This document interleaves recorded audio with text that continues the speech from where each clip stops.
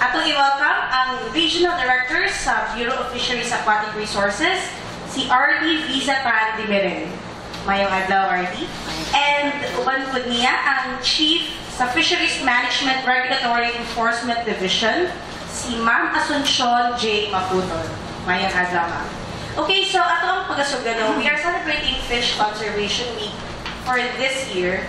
What do we mean by conservation? We know fish is a natural resource. Why do we need to conserve? Does this mean na not a limited supply, ma'am? Ang Fish Conservation Week, yearly gina natin gina-celebrate para mahatag o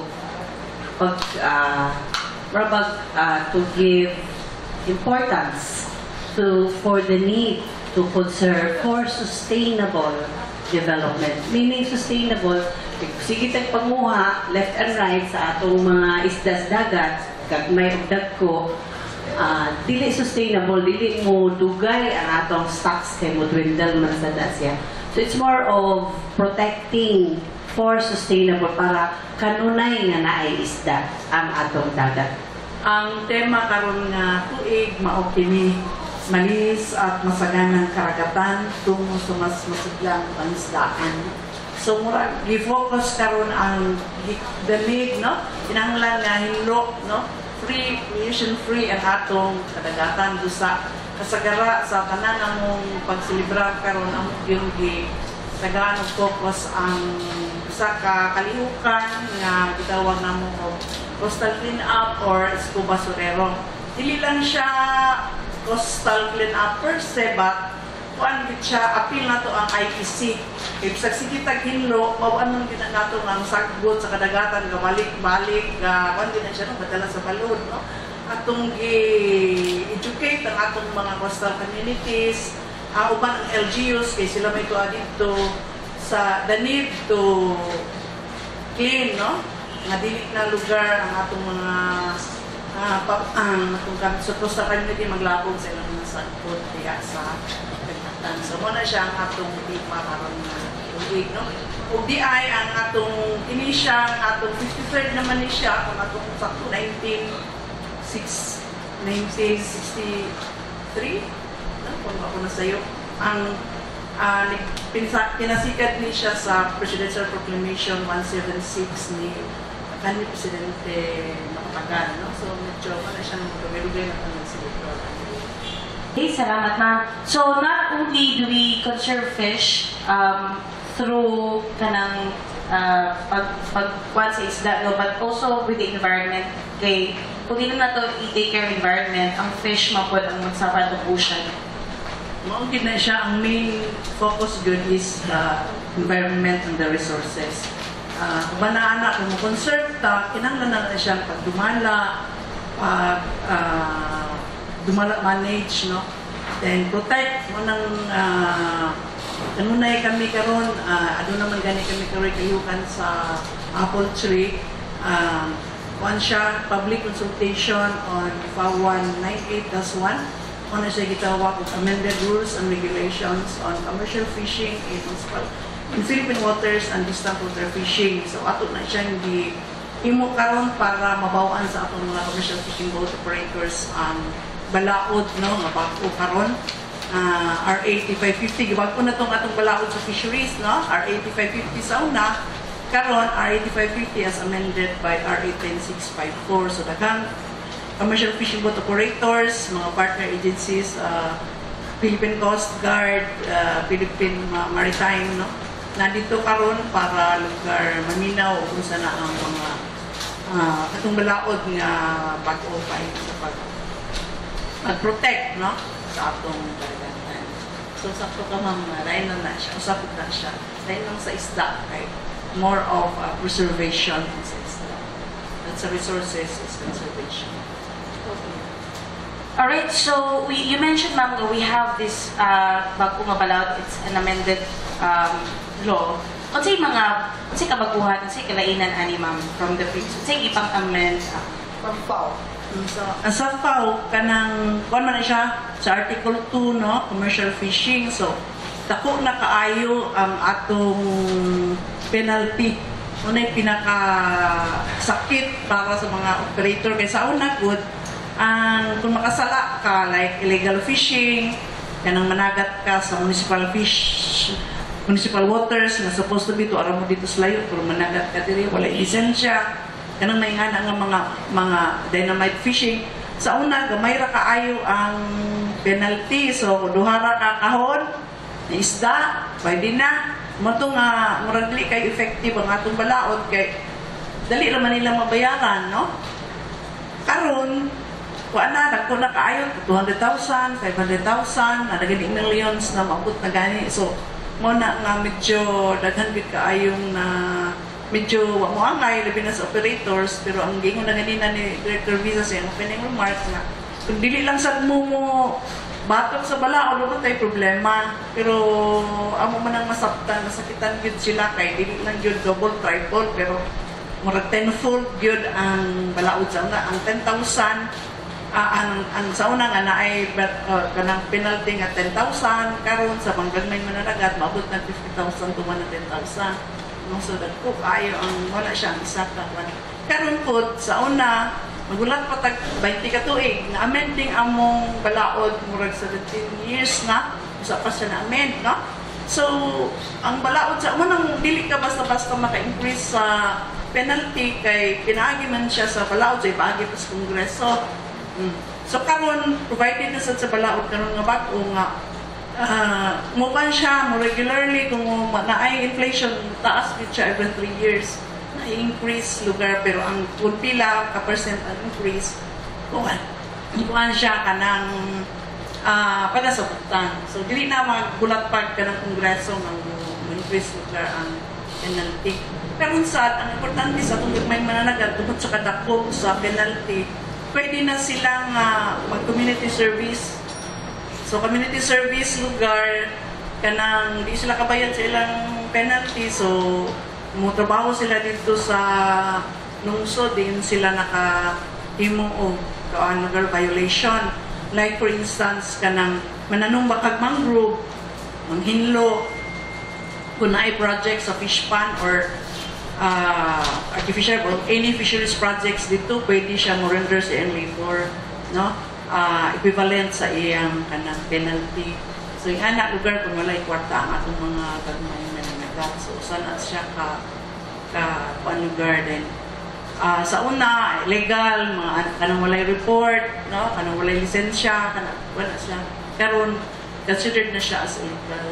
So yung anak sana siya sa mga nabag-o karon nga kanang sa balaod nun.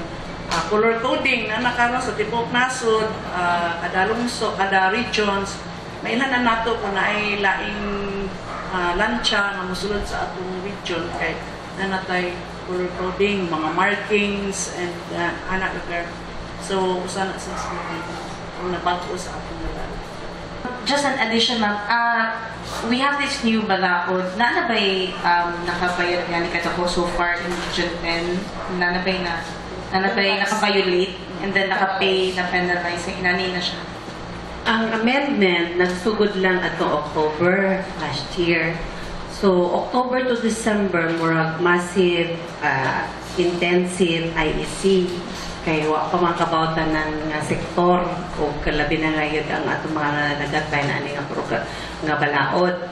So from starting February up to this time, so far murag kinadak-ang na penalize.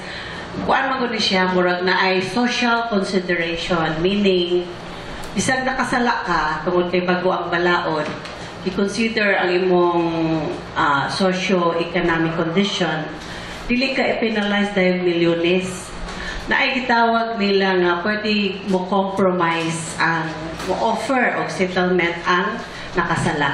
Pwede ka mo bayad og certain percentage na di na ta magkaso-kaso kay magkaso manggod ang resources sa government, mahurot man pod magkuang ka mo mga tawo imong ihana diha ang legal ang imong mga manakop mo adto mo hearing ana. So masamok ang agency nga gamay ra man pog tawo. So kung mo settle ka right away kay kabaw ka nga sad-an ka, mo bayad ka, dawaton sa gobyerno. Ang naatay gitawag og adjudication committees na hearing niya og mo-offer kag settlement, bayad ka, pero certain percentage lang, dili the entire amount. Pero you can do that 3 times only in 3 years. Kay kung delinquent na gyud ka sige, then you can be liable of administrative and criminal charges. Offense man gyud na. So di na ka pasayloon. Adi pabayaron na ka, ipreso ka pa. But as of now, naa siya mura o social consideration dili lang sa international, national, bisan sa kagmay mangingisda, naapod siya mga konsiderasyon.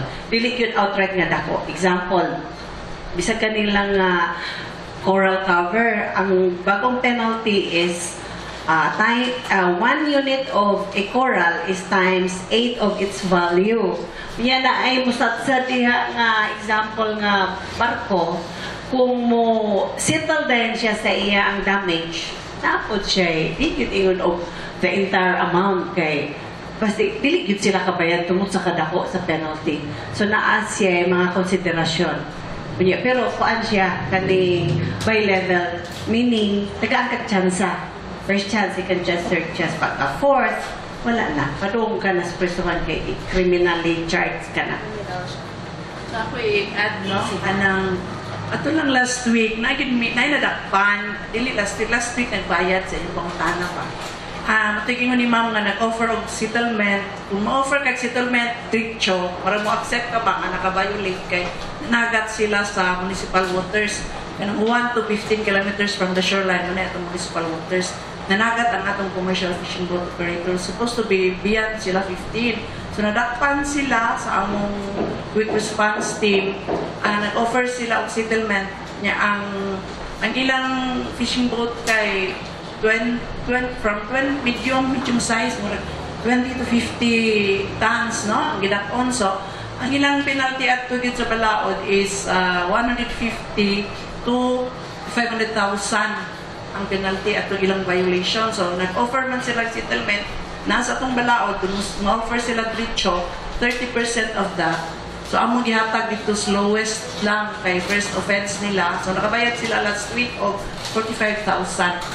Dili sa pool. Katong usapod ka, among nadakpan gihapon dito sa Baliangaw, community service ang iyang kuan. So, kamulo pa karon og serve kay 6 months katong boat operator, kapananom siyang mangrove dito sa Baliangaw. So, naana sa dinis sa Region 10. So, alright, we would like to open our floor to the media. If anybody wants to ask a question na, si Mark Francisco ang una, then si Cheryl, and then si Patrick. Pila day ka buong ang atong law enforcement team sa BFAR na ba ni backup sa Maritime Police o Coast Guard kay update man kayo makapag-up sa Exactly. whole region 10 kilometer So kami na may gitawag nga quick response team katug yung moatug yun dito sa sa laod 21 na sila kabuok. And then naagit may partnership with Maritime Police. Inanglan gyud nga naa sila dungan may mas maayo kundungan. So sige baras ng among patrol boats. Naami patrol boats ng fiberglass kada province, no? I hope nakita na uban sa inyo man siguro pa. Pwede mo kita. Tsada na among patrol boat na laupuan. Kung misa kasakay, yung gusto mo volunteer.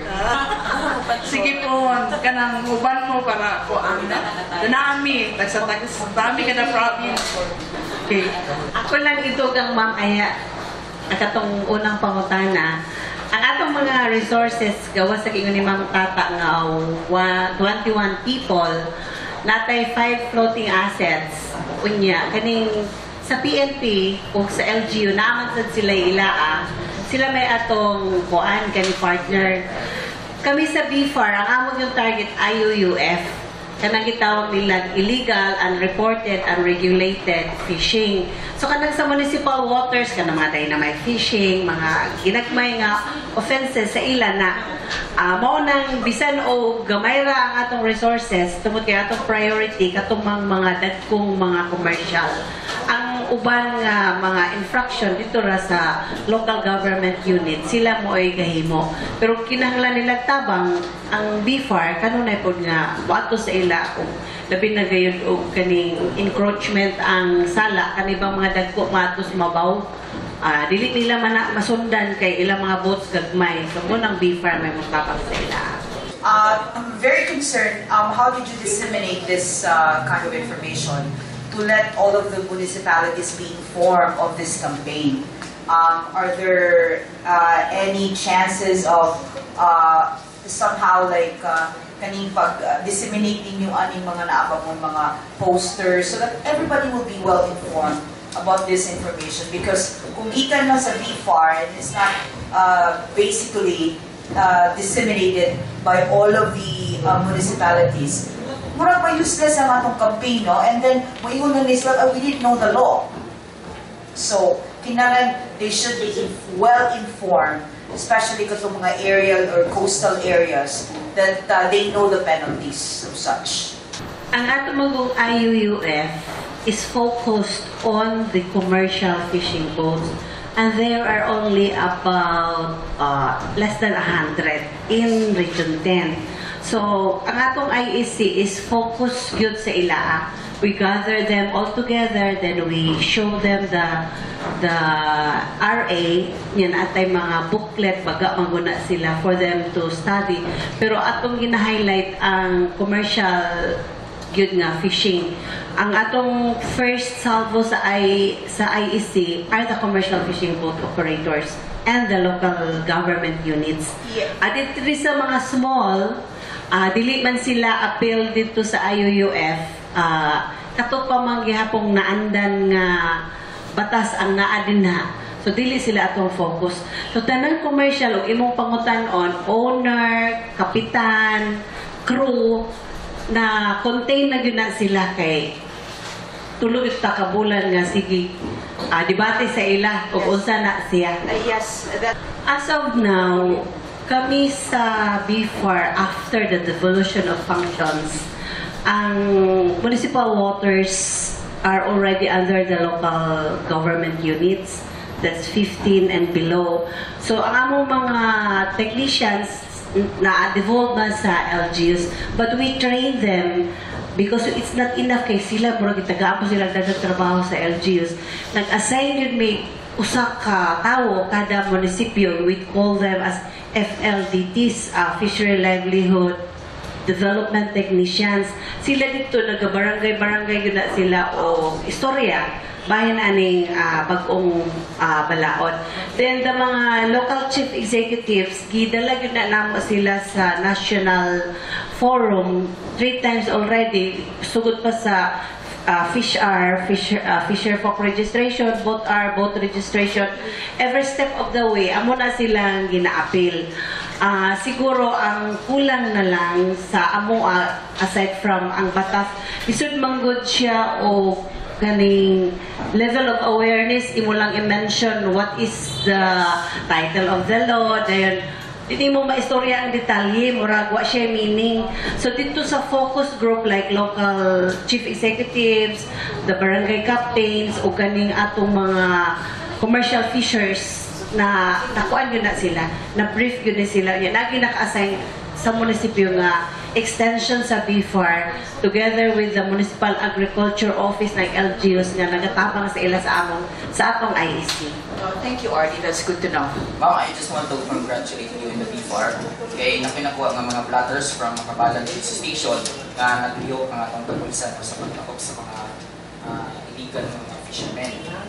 Okay, so, pero naningala ako ma'am kay sa sigil ko ng balik dito sa Makabalan, karon lang ko nakatawag o platters na nag-iyo na ang kapulisan, especially ang maritime sa pagtakop sa mga illegal fishermen. Whereas, kapalo man siguro pang tugay na nilang tinatuwag. Permitiho na ba ninyo, ma'am? Kana magong blatter, is a requirement sa old procedure which can still be availed of by other agencies like the maritime. I-blatter nila for a criminal charge. Kini man kung sa bagong balaod, the first thing that BFAR would do is not charging criminally but through the administrative system, which is through the adjudication. So there's no need to blatter anymore the offense because i-blatter man nimo nga pag administrative, they are allowed to pay as if they have not done anything wrong criminally anymore. Kay murag kuan naman sila i-punish through payment niya. Ang payment nila moadto na siya sa national government for fishery research and development, but they can only do that 3 times. Pag upaman ang batas, so wa na itong mga blatting. But if you are caught by the maritime group nga sila lang, they still continue with yung ingon ana nga procedure. Pero tungod kay siguro dili pag yun planchado, dili pa kaayo aware niya. Pero naandan yun na nila nga procedure, wa man po dinadili nga mo na gihapoy himuon nila. Speaking of which, ma'am, kining kumusta ang law enforcement ka situation in the whole region, sa especially Region 10 and sa Misamis Oriental? Basta sa among lugar nga part, labi na sa miaging 2 na katuig, ga rigid na gid mi kay before wala man gid mi QRT katong response team na mga graduate sa CREM, no? Wala may floating assets sa una, mas maayo pa hinumon tong mga LGUs kay ginatagaan ng patrol boat pero kami mismo wala. So karon na naanak gid mi capacity na ay pundo para sa gasolina, no? So, kana po silang QRTs very soon, mga regular na sila nga empleyado, so waray rason nga di lugar ta maka-implementar sa balaod. Sa una na anang balaod, pero kulang man gud ang among kapas. Last na din, ma'am, kinin last year, no, nagkatuta dito sa Lanao, kay katong Sangka free na ang pang-invade. Kamusta lang kung ma'am karon sa pang-invade, namalik ba ang mga fishermen sa practice sa sanggab o ang mga mayors ba nga sulpad pa nila kung livelihood lain para sa mga fishermen nga naapektuhan sa pagtanggal sa sanggab dito sa pang-invade? Kanang sanggab nga mobalik, we already anticipate that at the first day pa lang nga atong gi-implement kay ang atong mga mga ubang LGU dili man sila mo apil-apil o implement labi na atong eleksyon kay mga constituents mo po nila ilang pakisuyog ipakiusap nga ang BFAR lang sa ang mo himo sa trabaho kana magong pangalbe municipal waters yun na siya tanan sa local government yun na siya tanan pero tungod kay kulang willpower ang mga LGUs atong mauna nga ang BFAR mo ay ni kusog dito. Pero later, na-realize siguro nila nga maayo man siyang effect niya. There are also strong municipalities nga murag willing good nga mo-enforce sa law. So, mutong naging successful ta for sanggab free. Naigay mga bright man yun nga Pinoy, naman yung mamalig example. Ato ba yung unang panahon nga gibawal ang sanggab for 5 years na ay FAO ana? Diha na siya sa ibabaw ang sanggab. Pagkabawal ni ngadto na siya sa ilalom na himo submarine nga usahay di ka kahibaw nga naa ay na diha. Karon nga ato na pong gitanggal ang submarine na to sila lain mga procedures. Daghan tungod kay mabaw man diha daghan tag example natin mga seaweed farms. Dito na po sila na seaweed floaters sa ibabaw dito sila sa seaweed ilalom. So kung imong kuhaon sila imo sa i-displace ang mga marginal kasi sila may nasa babaw. So ato po nagibong hinay-hinay. So what I'm just trying to imply is that there are, if we have strategized in the government, nag-strategize po silang ilaa. I don't know what would be the next, but as of now, ginapangdahit po gyapon nato sa ilalom, somehow usahay ma-disturb po gani ang mga seaweed sa ibabaw. So we are continuing for the livelihood. Dili man gud pud siya outright nga mahatag sa tanan kay ang budget nato yearly baya. But as of now, abot ng atong mga last year nanghatag-tag mga gears, nahatag na makina, nahatag na ang naulahi ang boat kay dili naman gud gusto ang management sa BIFAR nga mamutol og kahoy, maghimugkas og kahoy. So ang atong himuon fiberglass. Kining fiberglass boat, ang iyang ubang material is imported. Pero as of now, we already have the materials. Ang nakatoka is 117 boats nga ihatag gihapon dito sa Sangga workers. Muna siya na-delay karon. Pero ongoing ang ang paghimo. Okay, thank you sa pangutana, Patrick. Atong next is si Ms. Joanne sa DXCC. Follow-up na ito na akong di-mention kay Lillian ni Patrick. I also read the letters sa Station 5. Kung saan ang mga permits ang kinahanglan for them to go fishing? Dahil kailangan ba ang permit from the local government unit? And the next question is, based on amended RA 8550, you mentioned na mas higher, na mas dako na ang penalty karon sa mga illegal fishing. Then, how come tinani na do daan na ni nga balaod na ay penalty, corresponding penalty, then by amended, mas didako lugar ang iyahang penalty. How come nga nagpadayon gihapon ng illegal fishing? Okay.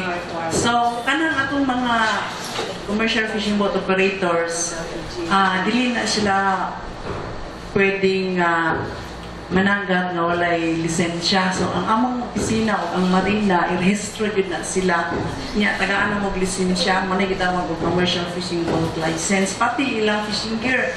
Ilang kukot, tanaw na ito kay basin o kanang gagmay kaayo, no? Illegal na mga fishing nets ang gamiton, no? Anong pag-lisensya, part na sa regulatory lugar na mo kay kung magpataka lang kung taghata og lisensya, kanang basin ma-overfish ang atong dagat. So, wala usa ka main purpose na nung ginalisensyahan, kaya ito na sila i-limit, no? Aron dili pud mahurot ang atong conservation sustainable, dili ka siya ma-sustain. So, ang ikaduha nimong question is about Permits sa LGU. Dili kinahanglan kay commercial fishing boat kadtong mga boats nga 3.1 above, mo na siya gitawag og commercial fishing boat. So, dili sila kinahanglan og permit sa LGU. Kanang mga gagmay, kanang mga 3 gross tons and below, dito sila sa LGU. So, ang lisensya ra, o kanang kuan, kanang permit to fish, gawa sa ilang lisensya sa ilang boat, napod na sila'y kuhaon sa amo, kanang mga nanagat nga musakay, no? Ato sana silang issuehan of fisherman's license kay usahay atong i-prevent ng magkuhan dito mga bata pa, no? Kanang mag-hire o mga bata pa nga mga fishermen. So, lagi po na sila lisensya. Wala sila lisensya during fishing, madakpan sila. That's a violation sa balaod. Wala po sila kanang permit to fish. Mura ko sa ka-permit na siya na every 1 month usually kay di mangud na sila gabalik usahay, no? Budong ko sila ubang area. So, kinala na sila. Muna yung usa kasi tahon. Wala na. That means illegal ang ilang buhat. So, violation sa balaod.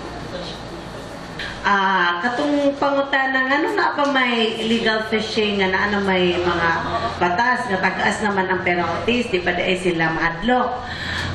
Ang mga commercial kay ang BIFAR National Agency, commercial IUUF nga ang focus kay ang mga gagmay dito mas munisipyo kay ila man ang municipal waters.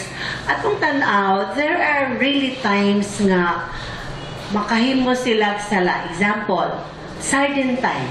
Diba na siya peak season. Daghang kayong sardines. Tamban. Unya, kaning tamban, usually, naa sila between 5 to 8 kilometers off na sa commercial. Unya, paglabay nila pa doon sa lalong, makita na nila nga daghang kaayo. Matent sila glaglag. Mo nang kinahanglan, ang BIFAR, ang maritime, mo nang gitagaan mi, sa una among gasolina, huwag kami kabutog 1 million, karon gitagaan mi 9 million every year. Para di yun sila matintal, na namidaan dito, kaburdo-burdo, para di yun sila muhulog, wato sila sa lalong, kaya isda, mudagan na mangyapa dito sa lalong. Lain po nga matintal sa, it's more of the temptation nga mulaglag. Kaning mga municipal, na sila gitawag payaw, fish aggregating device. I-aggregate nila tanan ang fish, na sila ibutang biha nga payaw di mga na ang tanan nga isda nga duol. Ang ilang himuon kay di man sila ka-drop sa ilang net kay bawal. Muhang butang sila suga sa ilalom. Ilang ipadagan ilang lansa, musunod ang isda sa suga. Kay ataktan pa na. Pag abot nila sa lalom, ay nila hulugan. Usahay, layo man ang lalom kay diara siguro sa 5 o 7. Kapuyan siguro sila pira, usahay, ilang hulugan. Maten sila hulog. Kay mayroon lagi sila, ang mga municipal man po kapangamay nga among hulugan. Kaya ang sardines, di ba na nimo pwedeng net lang, gill net, school man yun na sila, dako. Dili pwede sa gillnet.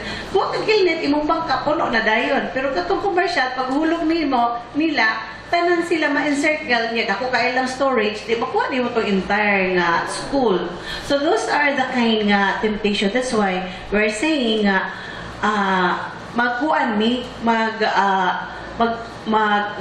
surveillance mi, bisan o usang orasa para di na yun sila maten. Top question lang, ma'am. Unsa ka dagko or gagmay ba ang allowed, unsa nga sizes sa isda ang allowed nga in fish lugar ang paisdaon? And then, how to monitor kay kabalo nga when the cat is away, the mouse will play. So, unsa ka na ninyo pag-monitor, ma'am? Na dili nila makatch itong mga small fishes. Natay balaod no nga kanang naas balaod nga bag-o i-identify dito og unsa ray pwede nga gagmay nga kuhaon no. Katong gagmay nga isda nga dili na mudagko no, sa ilang kagamay matured na sila, pwede sila panagaton. Atong gilimit ang mata sa net kanang kuan 3 cm unless di na siya pwede kay ang iyang makuha kanang gagmay kay isda. Pero kung ting like sa tawag anang nas makabalan nga murag maranay, di siya maranay, ang maranay dili na siya legal na siya kay gagmay mudako ko man kanang hipon. Kanang hipon is di nang gina siya mudako. So sa man nimo di gina pwede gamitan og dagkong nga mata. Pero seasonal man na siya. Seasonal man na siya ang katong hipon. So ang katong gagmay ug mata kanang less than 3 centimeters pwede siya gamiton kung seasonal siya pwede. Pero ang taawon gyud namo ang dili makadakop sila gagmay katong yung mata sa Kuan, ang before, ang iya lang turf or waters for aquaculture development kita na kay Fiskage dito sa Balingasag. Kunya og maghimo sila balay-balay diha. Siyempre kung naibalay matulog ka muka o mag-waste ka, magkuan ka. Di na kakatos mabaw. So amo nang gina-monitor kay aquatic kuan man na siya area. Aquaculture area, manay amo to ka. Pero kaning pollution nga general sa EMB na siya, Environmental Management Bureau. Region tayo na ba affected sa red tide?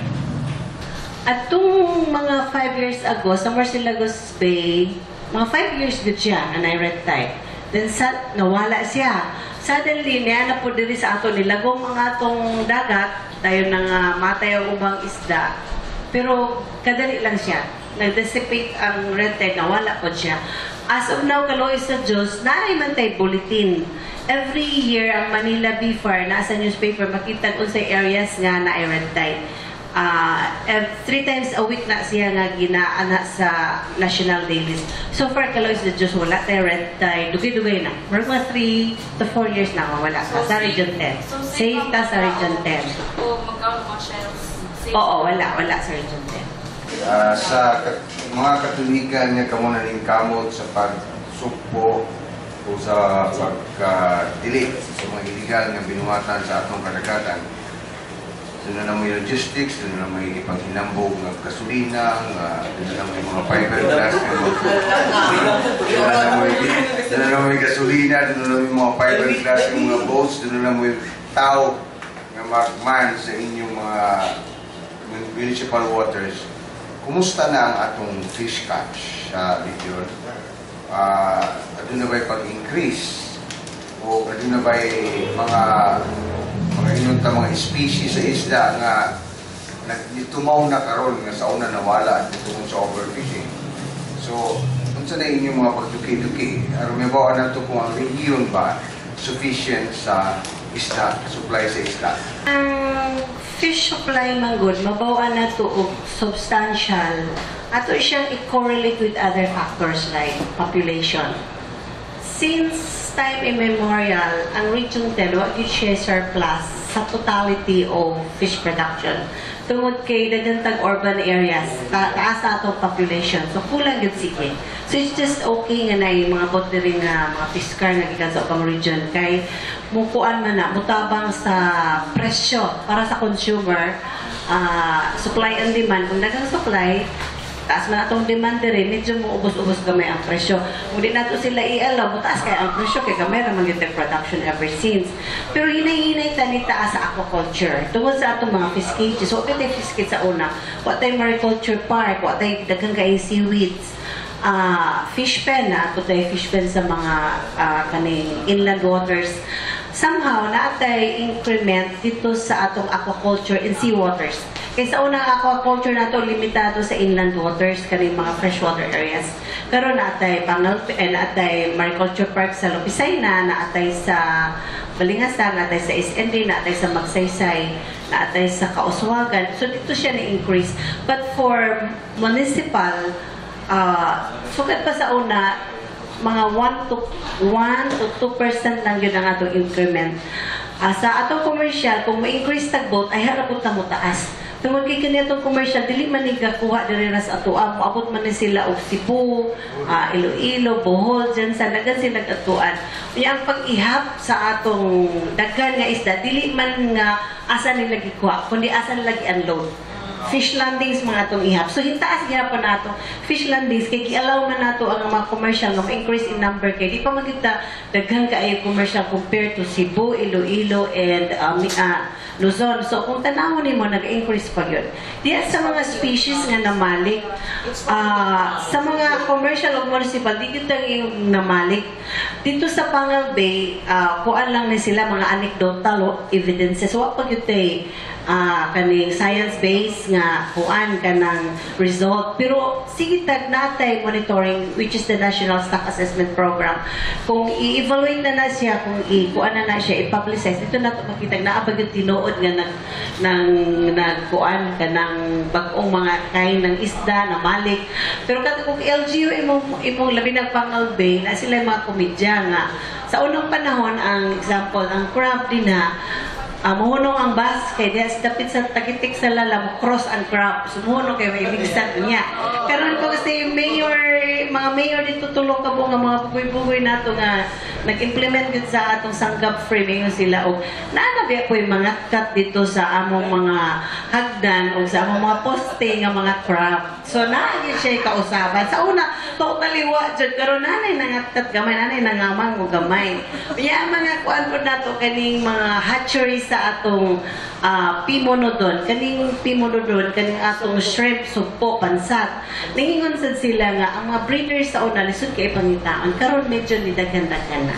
So we hope nga kung katong science-based yun nga stock assessment nato kung Manila magud ang evaluation ani ang pag himay-himay aning data sila man tagaan ta nila kopya kung mahuman na nila diha ginato makita kung tinuod ba gyud nga naay namalik og naay daghan sa mga areas nga ato gyud gitutukan like Pangal Bay, Marcelagos Bay, kaning mga encroachment of commercial sa other bays. Sakto gud na imong observation sir nga kakawala gyud ang atong mga shells sa una daghan gyud kaayo.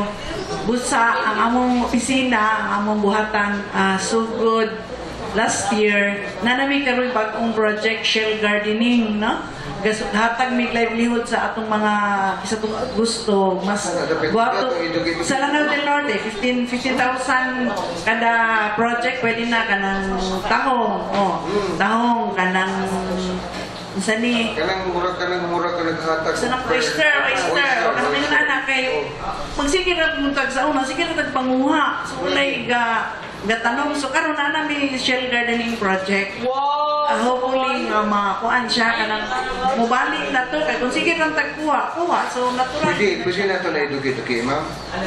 So muhatag ra mig report kay gi-launch mo na last year sa kuan sa Central karon gani kamuno pa mig panguan pag gusto sa pag-imbita sa uban kay uban pud nga mga nagatusay di kay sila ganahan kay kanabit ang kanang nga nga culture nga dugay-dugay pa makuha so panguan kami ilang gusto ka ng diretso. Ang before ang Kinason nas Mabaw. Na siya sa municipal waters. Sa local government code, under siya sa munisipyo. So, ang LGU, ang BFAR ang nag-encourage sa ilang maghimog municipal ordinance, depende sa potential, balaod, depende sa potential sa area o kaning resources available, amo silang ginatabangan para mahimog balaod o unsay ginadili, o unsay klase o kanusa idili. Oo, muna yung atong role, kay ilaaman ang baybayon. Pero, kanang manakop yun, wala ta na kayo mo. It's already a year since the boat R was launched October last year. So asa nagtakaroon sa atong boat registration pila naka-percentage ang na-rehistro and pila pa yung target for this year o unsa gyud pinaka objective nganong kinahanglan pa mag-rehistro ang mga baruto atong mga boats. Ang atong boat are kuan pa na siya ongoing tungod kay ang boat are gud magud kami among mutabang lang ni sa LGU ang sa lang capacitate so sige pagyapon na karon pero karong tuiga part sa atong celebration sa Fiscon doon na naiunom ka mga LGUs nga tagaan og award nga mao'y nakahuman na o saan nila Gindingan, Lala, na isa Kamigin, o man ako ng listahan basta kay na ay unom ka 2 million each nga project nga tagaan awards ug imbitar ang atong mga LGU mga dito para tagaan og award. Ako madumduman na din sa Miss or ang Lagindingan. Ang kasagarang LGU nag-submit na nga finish na sila. Pero namang may validation. Like, for example, one municipality was validated and it was found out that 10% of the total reported were not done. Ingana na ba? So, di kita ka-ingog 100%. Pero halos na ng munisipyo, niingon nga human na sila. But the validation is still ongoing. But the validation would say nga, katong what awardan, napag-uban nga nila na cover. Katong na-awardan, na-validate sila nga, bisag isa ka bangka, wa na singa na ni na report mo niya paspas po sila gahimo mo nang mo dawat sila karong Friday o 2 million each sa unom ka first nga 6 sa region 10 kay first 100 man nationwide ang i-award. So in essence both are is ongoing. It's a continuing, it should be a continuing effort of the local government because people will build boat every now and then. Pero as far as before is concerned, 1 year lang ang atong tapang sa ila. By December, di na ta maglabot-labot sa ila, kabaw naman sila, in place na ang procedure, sila na mag-continue, anak. Okay, one thing, last question na siguro ni Ma'am, no, kanang, kumusta ako kay murag nahimo na makilgaron nga murag trademark na sa Balingasag one of the reach in the Pangos production nasa atong ganing sitawag ganing mariculture park sa Balingasag. Then guba man sa previous years because of typhoon. Kumusta karon ang rehabilitation? Kung sa'yo gitapang sa BFAR on that rehabilitation? Medyo nangayo yun og tabang ang mga operators. Unya kay sa central office medyo naingon nila nga i-charge na lang sa among sa matabang sa John. So namin i-propose ng mga PC, no, kanang nets, fingerlings sa bangus. Manay ang proposal pero wa man to na-realize tungod manggod kay ang panmangud ana nga mga sapian daw ang operators busa they can survive even without lugar helping pero gapaningapot ang mga opisina dako pud kaayo ang demand dako kaayo ang among costing papila to ka million so wala na approve so ang among opisina lugar ga work out nga kanang matabangan sila through fingerlings na lang ang magyatag. Okay, daghan kayo no, kubay-ubay ato ang nahisgutan karong adlaw no sa atong talakayan for the Fish Conservation Week. Ato na tagaan og closing statement or any message RD for the Fish Conservation Week sa atong katawan. Taga Region 10, labi na kaning tanaw aning atong programa sa PIA o kani pong atong mga gimbita nga mga media. Kami sa BFAR, di na mo mahimo na among trabaho kung kami lang. Hinanglan yun nga tabangay ta. Sa media, dako kay sila itatabang. Kaya dako kay sila og coverage. Gamay nga mensahe, dako layo og abot. Sa Amos BFAR, kanang among IUUF for commercial, limitado lang sa commercial operators. Pero kaning mga conservation measures through the kaning atong mga balaod, kung makatabang ang media through the PIA, mas maayo. Sa mga listeners, labi na sa mga fishers, not all fisher folk, ang BFAR, dili lang siya regulatory body. Dili lang siya tagapanakop. Ang awag yung pinaka-role kay Under Department of Agriculture is fish sufficiency, fish production. Walang na nga nag-regulate kay ang mga small fishers o critical base, nag-dwindle na ang catch kay nasubraan o panguha sa mga commercial. Muna ang commercial atong ginarindahan kay anak man siya, nag-aana siya sa mga lugar nga angay nga wala siya, di kay dito sila sa load. Kunya, dili po nato na ma-control kung dili mo tabang ang local government units kaya ang mga municipal waters sa ilaaman o ang local government unit ipod kahimo kung dili mo tabang ang iyang mga constituents. So, this is a job of everyone. Kami sa BFAR nagpasalamat nga kami nga pareha karon gitagaan ni opportunity sa PIA through the media nga mapaabot namo ang mga mensahe about fish conservation, especially karon nga si manahon na kung diin gitagaan siya pagtagad nationwide.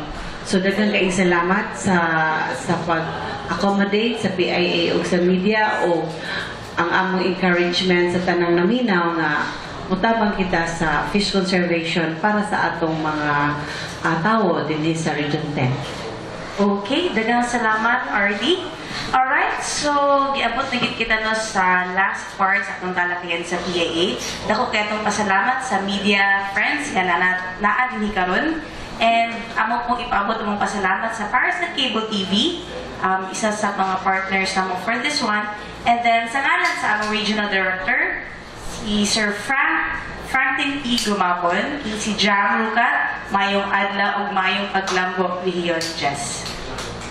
Okay.